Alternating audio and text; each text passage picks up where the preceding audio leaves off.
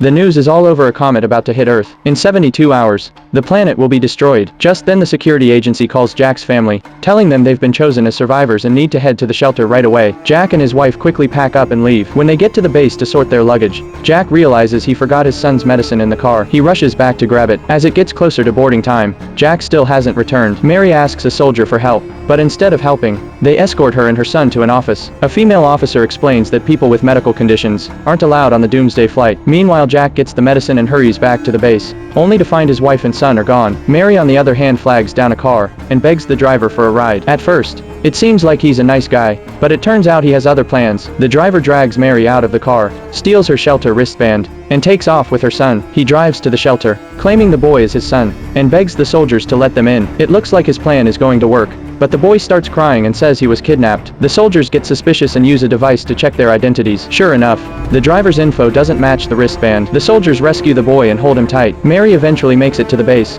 desperately looking for her son. With the help of the soldiers, she is finally reunited with him. Jack finds Mary's note in the car and follows it to reunite with his family. They see on TV that there's a shelter in Iceland, but there's only 5 hours left until the end of the world. The family gets stuck in a massive traffic jam on the highway as meteors start crashing down. Everyone panics and runs for cover. Jack drives into the woods, narrowly avoiding disaster. When they finally get to the airport, the last plane is already taking off. Determined to save his family, Jack chases after the plane in his car and manages to stop it. He begs the pilot to let them on board. Moved by Jack's desperation, the pilot agrees to take them. With only 15 minutes left until impact, a huge meteor slams into Earth. The shockwave damages the plane's engines, and it starts losing control. The pilot has no choice but to make an emergency landing. The plane lands safely, but the impact sends it sliding off a cliff. The passengers manage to escape and hike the rest of the way to the shelter. They hitch a ride on a soldier's truck, and finally arrive at the shelter, just as the massive comet begins its collision with Earth.